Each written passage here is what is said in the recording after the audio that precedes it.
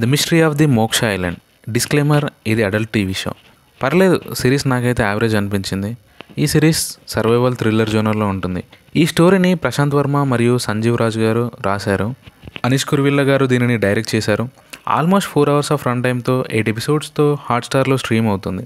Story plot line విషయానికి వస్తే, విశ్వక్సేన్ అనే ఒక బిలియనీర్ తను ఒక యాక్సిడెంట్లో చనిపోయాక అతని ఆస్తి తన వారసులకి చెందాలి అనుకుంటాడు. దానిలో భాగంగా విశ్వక్సేన్ స్టాఫ్ అతని ఫ్యామిలీని ఒక ఐలాండ్లో గ్యాదర్ చేసి 1 week సర్వైవ్ అయిన వారికి మాత్రమే ఆస్తి వస్తుంది అని చెప్తారు. ఎంతమంది చివరి వరకు సర్వైవ్ అయ్యారు, అసలు ఆ ఐలాండ్లో ఏం జరిగింది అనేది story line. Beginning 2 episodes squid game లాగా అనిపించింది. 3 episodesలో స్టోరీ ఇంట్రెస్టింగ్గా తీసుకెళ్లారు. తర్వాత స్టోరీ ప్రోగ్రెస్ అయ్యే కొద్దీ అక్కడ జరిగే డెత్స్ అండ్ ఆ సీన్స్ చూస్తే కన్విన్స్ అయ్యేలాగా ఉండవు. ఎమోషనల్ సీన్స్ కూడా వర్కౌట్ అవ్వలేదు. అందుకే సస్పెన్స్ కొంచెం వర్క్ అయినా ఎమోషన్ లేకపోయేసరికి అంతగా సీన్స్ యాక్సెప్ట్ చేయలేకపోతాం.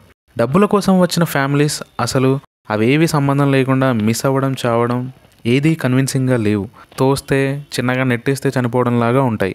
చాలా పాయింట్స్లో స్టోరీ ఎక్కడ ల్యాగ్ లేకపోయినా జరిగే ఈవెంట్స్ మనం రియలైజ్ అయ్యేలాగా ఉండవు. మన విశ్వక్ బ్రో అయితే ప్రయోగశాల ఇంట్లోనే పెట్టి సొంత పిల్లల మీద కూడా ప్రయోగాలు చేస్తాడు. విశ్వక్ అసలు అన్ని ఫ్యామిలీస్ ఎలా క్రియేట్ చేశాడు, అసలు ఎవరికి సంబంధాలు లేకుండా ఈవెంట్స్ అన్నీ చాలా అనివేన్గా జరుగుతాయి. 4th episode తర్వాత మనకి స్టోరీ లైన్ ఇస్మార్ట్ శంకర్ బిచ్చగాడులో లాగా బ్రెయిన్ ట్రాన్స్ఫర్ అనే అర్థమవుతుంది. అసలు ముందుగా వచ్చిన మూవీస్లోనే అది ఫ్లాప్ థాట్. అలాంటి పాయింట్ తీసుకొని మళ్ళీ సిరీస్ తీశారు. ఆ మెయిన్ రీజన్ చాలా డిసప్పాయింట్ చేసింది. నేను కన్విన్స్ అవ్వని ఇంకో పాయింట్, అన్ని హత్యలు చేసిన డాక్టర్ని పట్టుకొని అంత ఈజీగా ఎలా వదిలేశారు అనేది రియల్ కన్ఫ్యూజన్. లా అనేది ఒకటి ఉంటుంది కదా. పర్ఫార్మెన్సెస్ విషయానికి వస్తే నందు అండ్ ప్రియా ఆనంద్ చాలా బాగా చేశారు.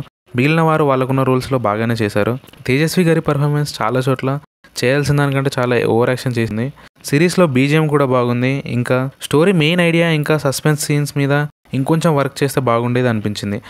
Season 2కి స్కోప్ ఇచ్చారు, సో చూడాలి మరి.